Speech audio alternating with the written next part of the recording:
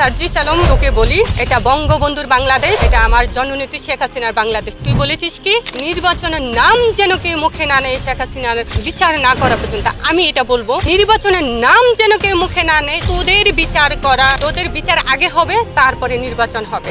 মাননীয় প্রধানমন্ত্রী শেখ হাসিনা রানিং এই দেশের প্রধানমন্ত্রী হিসেবে আছে, উনি কিন্তু পদত্যাগ করেননি। বঙ্গবন্ধু সেদিন বলেছিল রক্ত যখন দিয়েছি রক্ত আরো দিব, তবে এই দেশের মানুষকে মুক্ত করে ছাড়বো ইনশাল্লাহ। 7ই মার্চ এমনি এমনি আসেনি। 7ই মার্চের ভাষণ মানে যে বাঙালি জাতির গর্ব। 7ই মার্চ একবারই এসেছিল, 7ই মার্চ একবারই আসে, এটাই বলতে পারি।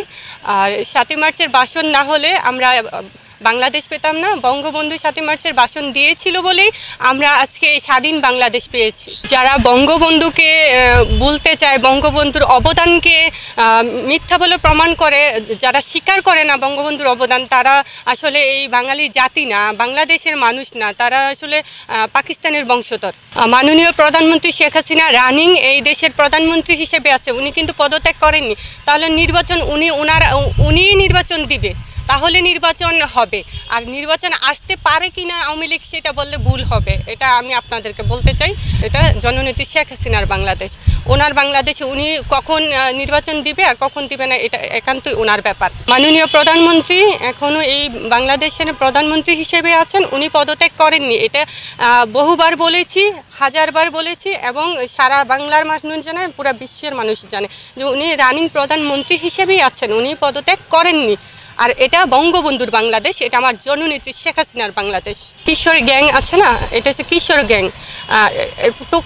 টোকাইরা যদি দল গঠন করে, টোকাইরা দল গঠন করলে কি হবে? বাংলাদেশ তো ধ্বংস করে দিয়েছে, যে বাকি যতটুকু আছে সেটাও ধ্বংস করে দিবে। তো আর ওদের যে স্বপ্নের মতো, যার মানে স্বপ্ন দেখে না, যে আমরা স্বপ্ন দেখছি এই কিছু অনেক কিছু হয়ে যাব, আসলে কিছুই না। ঘুম ভাঙার পরে কিন্তু স্বপ্নই থেকে যায়, বাস্তব আর হয় না। তো বিষয়টা হচ্ছে ওই রকম, ওরা স্বপ্ন দেখুক, বাস্তবায়ন কোনোদিন হবে না। এইটাই সত্যি কথা, এটাই বাস্তব। তো একজন নিজেই টোকাই,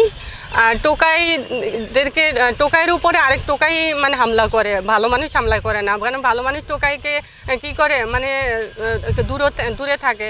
আর টোকাইরাই টোকাইদের সাথে ঝগড়া করে, টোকাইরাই টোকাইদের সাথে হাত মিলায়। তো এই টোকাইদেরকে বলতে চাই যে সার্জিস আলম, আমি তোকে বলি, এটা বঙ্গবন্ধুর বাংলাদেশ, এটা আমার জননেত্রী শেখ হাসিনার বাংলাদেশ। তুই বলেছিস কি যে নির্বাচনের নাম যেন কেউ মুখে না নেয় শেখ হাসিনার বিচার না করা পর্যন্ত। আমি এটা বলবো নির্বাচনের নাম যেন কেউ মুখে না নেয়, তোদের বিচার করা অবধি, তোদের বিচার আগে হবে, তারপরে নির্বাচন হবে।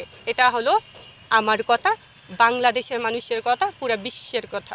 আর আজকের এই দিনে, আজকে 7ই মার্চ, আজকে যদি আমি এই জায়গায় যদি আমি না আসি, আমার কাছে মনে হবে যে অনেক অপূর্ণতা থেকে যাবে। আমি ফিল করছি যে অকৃতজ্ঞতা বোধ প্রকাশ করতে হবে যে বঙ্গবন্ধু এই 7ই মার্চে এই সোহরাওয়ার্দী উদ্যানে ভাষণ দিয়েছিলেন, বাঙালি জাতিকে একটা বাংলাদেশ উপহার দিয়েছিলেন 7ই মার্চের ভাষণে। তো আমি এটা বলতে চাই, 7ই মার্চ একবারই আসে, 7ই মার্চ বাংলাদেশ দেয়। 7ই মার্চের ভাষণ পুরো পৃথিবীর মানুষ বুঝতে পারে কিছু একটা হয়েছে। 7ই মার্চের ভাষণে আমরা বাংলাদেশ পেয়েছি।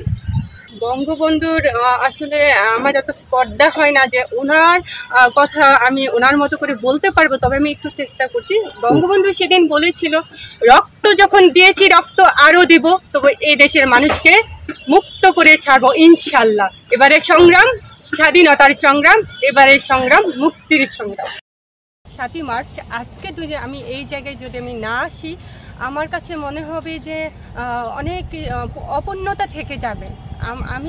আমি ফিল করছি যে অকৃতজ্ঞতা বোধ প্রকাশ করতে হবে যে বঙ্গবন্ধু এই 7ই মার্চে এই সোহরাওয়ার্দী উদ্যানে ভাষণ দিয়েছিলেন, বাঙালি জাতিকে একটা বাংলাদেশ উপহার দিয়েছিলেন 7ই মার্চের ভাষণে। তো আমি এটা বলতে চাই, 7ই মার্চ একবারই আসে, 7ই মার্চ বাংলাদেশ দেয়। 7ই মার্চের ভাষণ পুরো পৃথিবীর মানুষ বুঝতে পারে কিছু একটা হয়েছে। 7ই মার্চের ভাষণে আমরা বাংলাদেশ পেয়েছি। আমাকে একটু কি ডাক দিয়েছিলেন?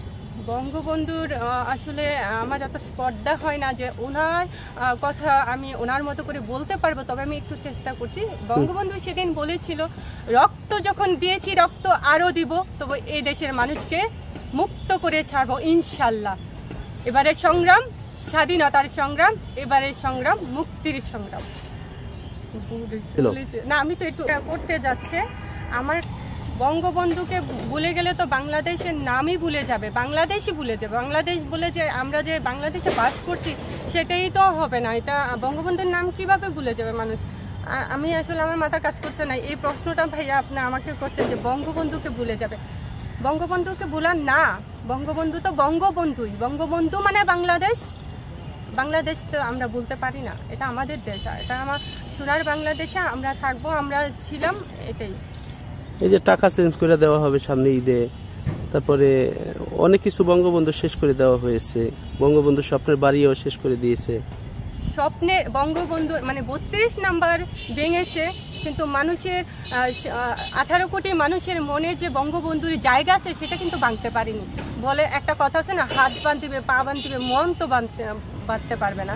তো বঙ্গবন্ধুর নামটা প্রত্যেকটা বাঙালি হৃদয়ে আছে, গেঁথে আছে।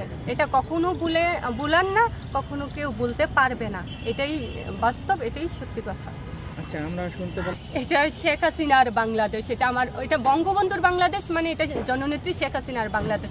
ওনার বাংলাদেশে উনি আসতে পারবে না এই কথাটা বললে এটা ভুল হবে, কারণ এটা ওনার বাংলাদেশ মানে উনি যখন তখন আসবে, যখন তখন যাবে। আর ওনাকে উনি সম্মানের সাথেই কিন্তু এই দেশ ত্যাগ করেছে, ওনাকে সম্মানের সাথে এই দেশে ফিরিয়ে নিয়ে আসবো আমরা, আওয়ামী লীগের লোক, আমরা 18 কোটি বাঙালি, এটাই বলতে চাই। হবে ফাঁসিতে ঝুলানো হবে। তো তাহলে এখানে বলতে চাই, জননেত্রী শেখ হাসিনাকে যখন বলেছে যে মানে উনি আসতে পারবে না, হ্যাঁ, তো সার্জিসের মতো 2 টাকার ফকিন্নির বাচ্চা যেহেতু এই কথা বলে, তার মানে তার যে জ্ঞান নাই, যে একটা মানুষকে কিভাবে কথা বলতে হয় সেটাই জানে না। আর এটা জননেত্রী শেখ হাসিনার বাংলাদেশ, এটা ওনার বাংলাদেশে উনি আসবে কি আসবে না এটা তো একান্ত ওনার ব্যাপার। আর বিচার করা সে কে? সে তো চাকরি খুঁজতে আসছে, চাকরি খুঁজতে এসে সে যদি নিজেই সরকার হয়ে যায়, তো এই সরকার কেউ মানবে না, বাংলার মানুষ এই সরকার মানে না। ওরা এই রাজাকারের বাচ্চারা দেশটাকে ধ্বংস করে দিয়েছে, দেশটাকে একদম সুন্দর সাজানো গুছানো একটা দেশ ছিল, সেই দেশকে ধ্বংস করে দিয়েছে। প্রতিটি মানুষের মনে এখন একটাই প্রশ্ন যে ওদের বিচার যেন আগে হয়, ওরা যেন এই দেশটাকে ধ্বংস করতে, ওদের বিচার আগে হবে, তারপরে তো জননেত্রী শেখ হাসিনাকে মানুষ ফুলের মালা দিয়ে না বরণ করে নেবে, এটাই বলতে চাই। ওকে, জয় বাংলা, জয় বঙ্গবন্ধু, জয় হোক আমার জননেত্রী শেখ হাসিনা। ওকে ভাই আমি বড়ই না।